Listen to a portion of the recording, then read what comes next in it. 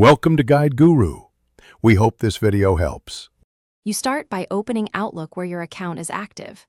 Sign in if prompted, then click the Settings gear and choose View All Outlook Settings, navigate to General and My Account.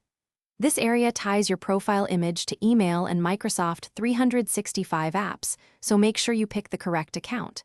You'll see upload controls and size guidance. Follow those to prevent compression and cropping. Once you're here, you're ready to pick an image and begin the replacement process. You now upload the image. Click Change Picture and select Upload Photo from your files. When choosing, pick a clear headshot with high contrast because small details compress badly. That's why lighting matters. Use the crop and rotate tools to frame the subject centrally and make sure the face is visible within the circle or square preview. If the interface shows a progress bar, wait until it completes and confirms the update so propagation to other Microsoft services starts. Save your change and then verify it appears in the Outlook header and message compose.